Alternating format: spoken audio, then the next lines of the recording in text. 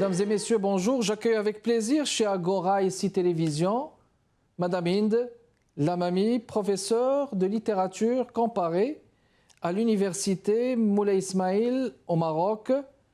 Dr Inde Lamami est écrivaine et chercheuse spécialiste du patrimoine judéo-marocain. Elle est l'autrice, entre autres, de 3 ouvrages parus aux éditions L'Harmattan à Paris, Marcel Benabou, L'obsession de la jeunesse du livre, paru en 2020, Paroles aux auteurs judéo-marocains, paru en 2021, Le Maghreb des Lumières, paru en 2022. Elle a rédigé de nombreux articles et études consacrés à la mémoire, à la transmission culturelle et à la nécessité d'intégrer des textes littéraires d'écrivains juifs marocains dans les curriculums de l'enseignement au Maroc. Forte d'un engagement pluriel, elle est également membre de plusieurs associations et réseaux internationaux dédiés à l'éducation et à la culture, comme Évalue et Pocland en France, ce qui lui permet de porter ses réflexions et ses travaux au-delà du cadre académique et de contribuer activement au dialogue interculturel. Madame Lamami, je vous souhaite la bienvenue chez Agora. Bonjour Monsieur Benkiren, je vous remercie pour votre aimable invitation. C'est un plaisir d'être parmi vous sur la chaîne e-télévision canadienne et de m'adresser aujourd'hui aux téléspectateurs de l'émission Agora. Très bien, plaisir de vous accueillir, madame. On va parler de vos livres là dans un premier temps, faire une approche là sur ces livres. Vous projetez de prime abord sur des auteurs qui ont des sensibilités différentes, surtout les auteurs judéo-marocains sur lesquels vous avez travaillé beaucoup, on va dire. Comment est-ce que vous articulez votre travail académique avec votre volonté de, n'est-ce pas, de donner voix à ces auteurs en général? Oui, alors il y a certainement, pour répondre à votre question, il y a une bonne cohérence entre mon enseignement et mes recherches. Mon travail d'enseignante et de chercheuse se complète naturellement, parce que ce que j'enseigne dans les cours que je dispense à la Fac des Lettres et des Sciences Humaines, comme la littérature comparée, comme les études culturelles, comme l'ingénierie culturelle et artistique au niveau du master, etc., trouvent leur prolongement dans mes recherches. C'est-à-dire que j'enseigne un peu des œuvres de littérature marocaine et surtout notamment les auteurs juifs, parce que je trouve que la littérature judéo-marocaine a ouvert un peu la littérature sur la francophonie. Elle a été la première à ouvrir la littérature marocaine à la francophonie. Donc, c'est tout à fait naturel de travailler dessus. Et je sens que la littérature judéo-marocaine a une spécificité particulière, c'est-à-dire on traite de thèmes sur la famille, sur les relations sociales, sur les traditions, etc. Donc n'importe quel lecteur curieux de savoir ce qui se passait au Maroc du siècle dernier serait bien servi en lisant la littérature judéo-marocaine. Très bien. Bon, commençons, si vous le voulez bien, par ce livre-là, Marcel Benabou, L'obsession de la jeunesse du livre. À quel point vous pensez que l'écriture de cet écrivain offre une passerelle entre tout ce qui est mémoire individuelle et mémoire collective? Oui, alors mon premier livre intitulé Marcel Benabou, L'obsession de la jeunesse du livre, est un livre qui explore un peu les méandres de la mémoire, mais sous différents aspects. Parce que, par exemple, dans certains livres de Marcel Benabou, il s'agit d'évoquer un cercle restreint de la famille, le cercle le plus proche, parfois intime, les parents, etc. Mais comme par exemple son livre « Pourquoi je n'ai écrit aucun de mes livres », et dans d'autres livres, comme par exemple Jacob Menachem et Mimoun, une épopée familiale, c'est plutôt une mémoire collective. Marcel Benabou tente de rendre hommage à toute la communauté séfarade à laquelle il appartient, à ses ancêtres installés au Maroc bien avant l'ère chrétienne. Comme vous le savez, le nom Ben Abou est un nom un peu amazigh, qui signifie etc. Parce que c'est un nom qui a connu plusieurs formes à travers les siècles et qui appartient à la communauté juive autochtone du Maroc. Ce sont ce qu'on appelle les Toshavim, par rapport, par exemple, aux Séfarades qui sont venus après l'expulsion de l'Espagne en 1492. Eux, on les appelle les Megourachim. Donc il y a une différence. Lui, il appartient, sa famille est parmi les plus anciennes qui se sont installées au Maroc il y a presque 2000 ans. Donc, dans cette entreprise littéraire monumentale qu'est l'épopée familiale de Marcel Ben Abou, donc il a commencé cette entreprise. Vous savez, une épopée veut dire des milliers de personnages. Mais lui, il a commencé avec juste ses parents, ses grands-parents, et puis à un certain moment, en remontant dans le fil du temps jusqu'au XVIIIe siècle, il n'a plus trouvé de traces sur sa famille. Donc c'était difficile de construire cette épopée de 2000 ans. Alors il a dû travailler sur les variations de son nom de famille, la traduction de son nom de famille. Donc il a cherché tous les Aitabou, les Dabou, les noms qui sont par exemple Ben Abou juste avec O, Ben Abou avec P, la famille espagnole, etc. pour se forger une grande épopée familiale. Et en redorant le blason de sa famille et de sa communauté, il s'est trouvé lui-même, si vous voulez, rehaussé à un rang. Ça veut dire qu'il appartient à une communauté intéressante. Et ça, moi, je trouve que c'est une valeur intéressante à enseigner et à inculquer aux jeunes générations, parce que quand on dit du bien de notre communauté, on se fait du bien à nous, les premiers. Exact. Donc ça, c'est une valeur voilà, essentielle. Donc, mémoire individuelle, mémoire collective, moi, qu'elles sont interdépendantes. Ça veut dire, quand je parle de moi-même, quand je parle plutôt des autres, eh ben, je suis en train de parler de moi-même indirectement. D'accord, parfait. Bon, on va faire une pause et on revient dans les prochaines minutes. Je reçois la professeure et docteur Madame Hind Lamami qui nous parle du Maroc et professeur à l'université Moulay Ismaïl, professeur de littérature comparée. Pour parler de ses livres en général, il y a une magnifique approche au niveau de l'intérêt qu'elle porte justement non seulement à la littérature judéo-marocaine, mais à d'autres sensibilités. Il y a beaucoup d'engagement aussi culturel, littéraire. On va s'en parler en détail. On vous revient dans les prochaines minutes, mesdames et messieurs. Restez avec nous. De retour avec vous, mesdames et messieurs, chez Agora, ici Télévision. Le professeur Hind Lamami, professeur de littérature comparée, écrivain essayiste, qui est l'invité avec nous chez Agora, ici Télévision, à Montréal, Québec, Canada. Alors, Madame Lamami, avant de parler, justement, avant de passer au livre, à votre livre, La parole aux auteurs judéo-marocains contemporains, juste toujours sur Marcel Ben Abou, comment est-ce qu'il est arrivé à concilier rigueur formelle et mémoire affective de l'exil du Maroc, justement?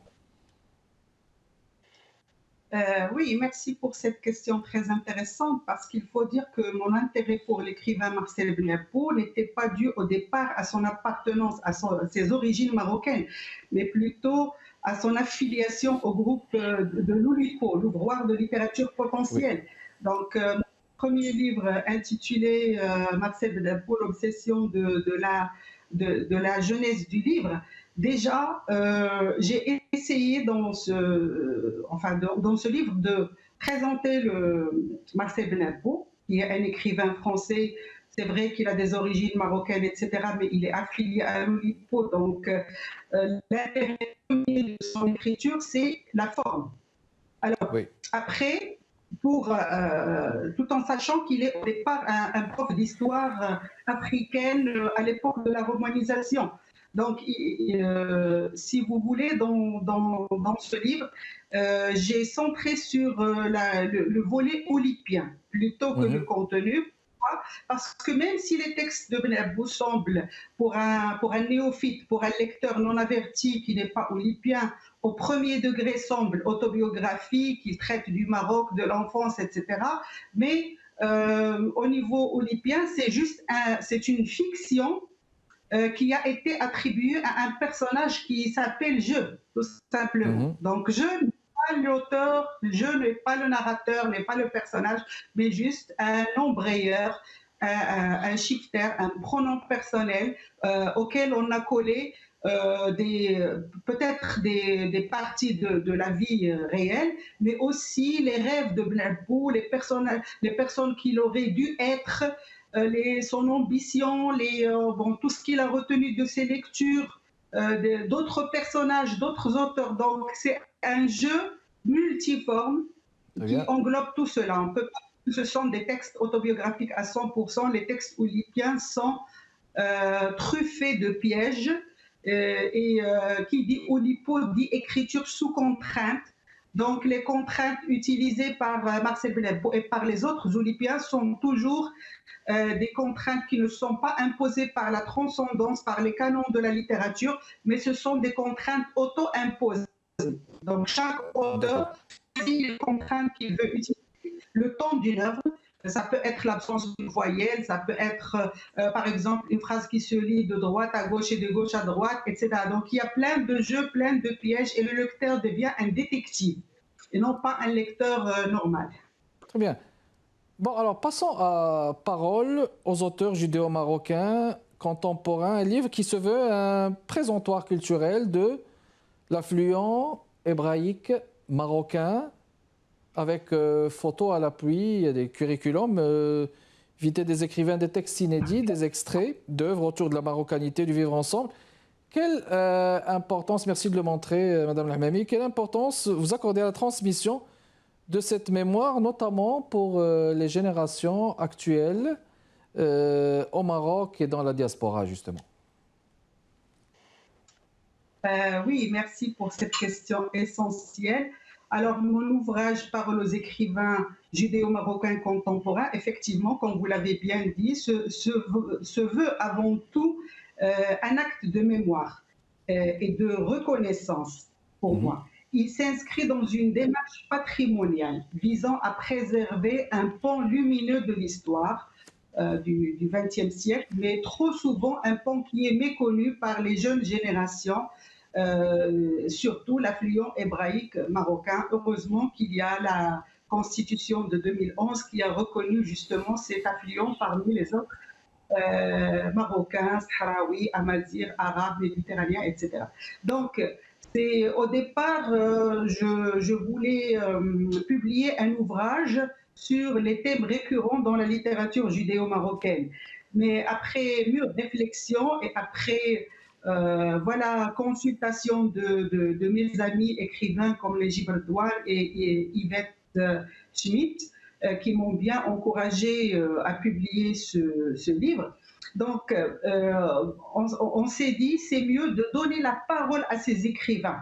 Et c'est comme ça qu'est venue l'idée de leur soumettre un entretien avec des questions identiques. Donc, j'ai choisi 8 auteurs auxquels j'ai donné le même questionnaire, auxquels j'ai demandé des photos, etc. Ils étaient très généreux avec moi. Donc, j'ai essayé de poser les questions que n'importe quel Marocain veut poser à ces auteurs pour savoir leur point de vue actuellement sur pourquoi ils ont cet attachement indélébile au Maroc, même s'ils sont très loin.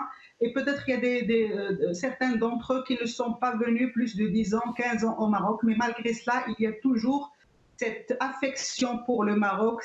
Ils chantent leur livre chante la marocanité. Donc, j'ai essayé de leur donner cet espace pour qu'ils s'expriment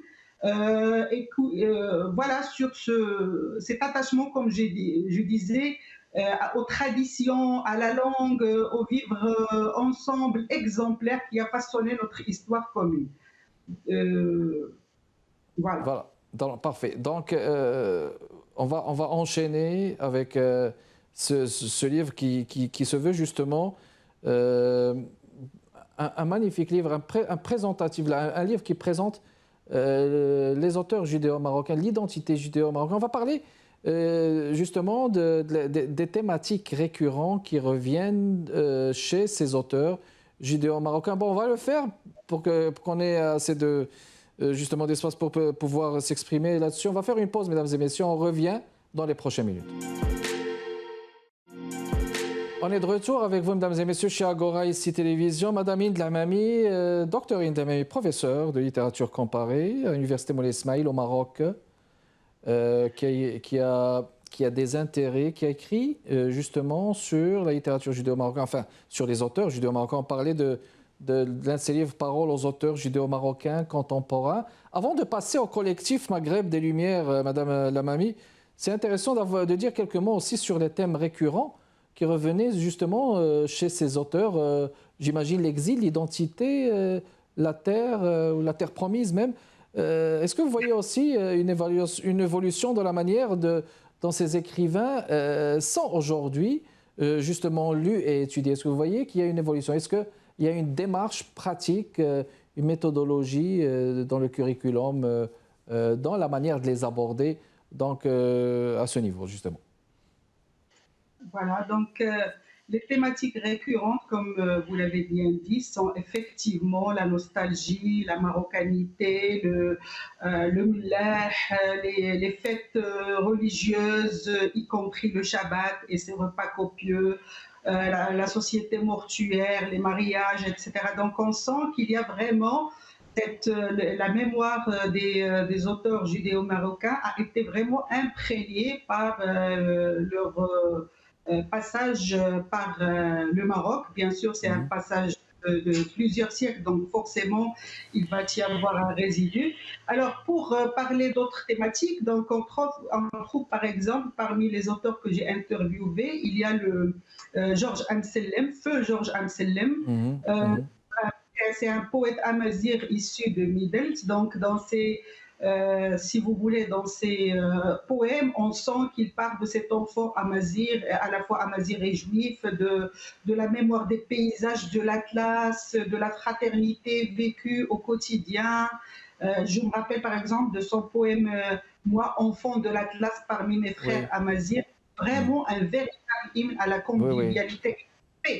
Je dirais par exemple, si on passe au théâtre avec Sylvia Assouline, qui est une citoyenne canadienne, mais qui est à l'origine native de Marrakech. Elle parle aussi dans ses pièces du parfum, des épices, des quartiers anciens, du cadre familial, de l'élégance des traditions séfarades. Si on prend par exemple Gabriel Ben Simon, feu Gabriel Ben Simon aussi,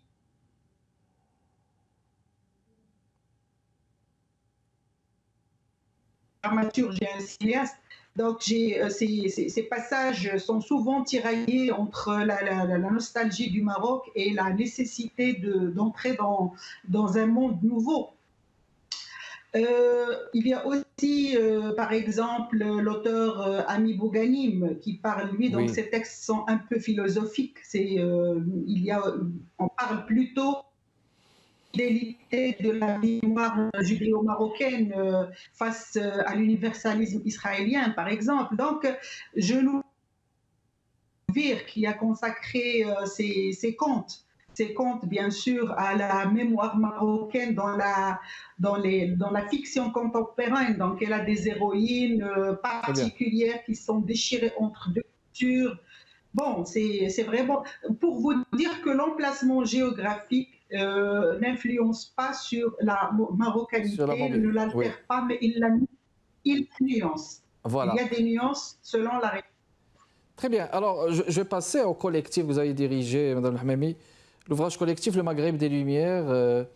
Nous en sommes cette fois des contributions au niveau de la littérature maghrébine produite après la fin de la colonisation française et puis qui mettent en évidence des idées progressistes appelant à la liberté individuelle. En quoi cet héritage de lumière est-il encore vivant dans les débats actuels sur la citoyenneté, sur tout ce qui a rapport à la démocratie du Maghreb? Est-ce que vous êtes parti justement de ce fait, de ce constat?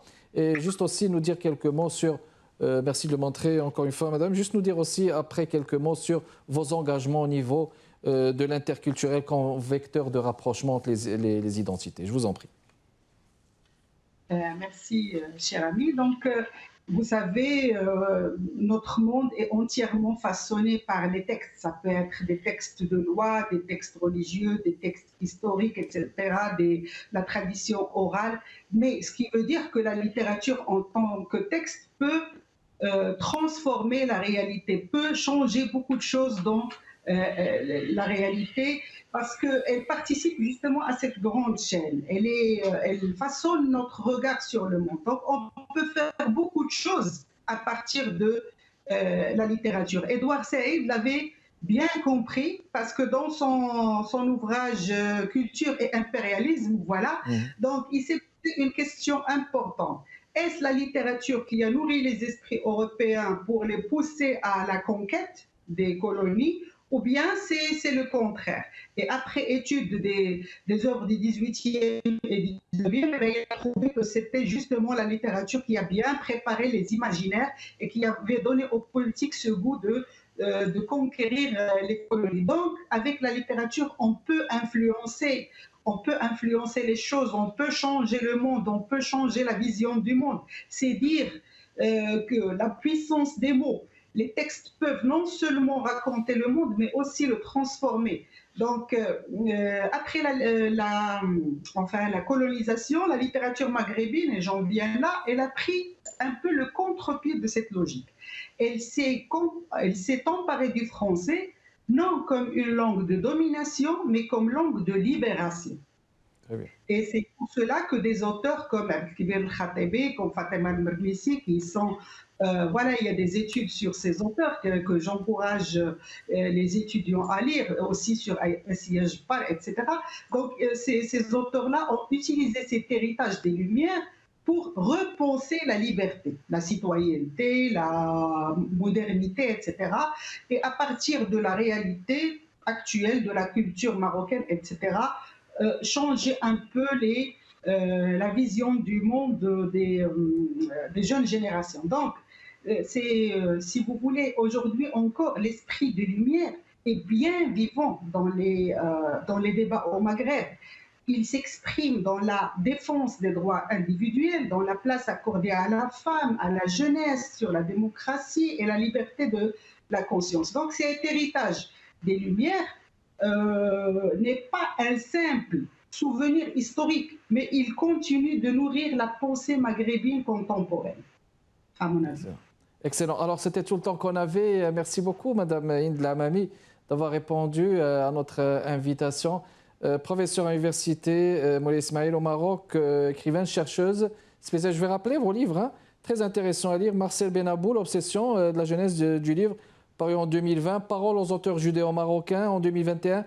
Maghreb des Lumières. Ça, c'est entre autres parce qu'il faut rappeler, vous avez écrit beaucoup d'articles, vous avez beaucoup de publications. Vous êtes très actif, très dynamique au niveau aussi de plein de laboratoires. Je l'ai mentionné au début comme Évalue, Pocland, etc. Merci beaucoup, madame, d'avoir répondu à notre invitation. Prochain rendez-vous chez Agora, jeudi à 14h bien, jeudi à 15h30. Portez-vous bien. Au revoir.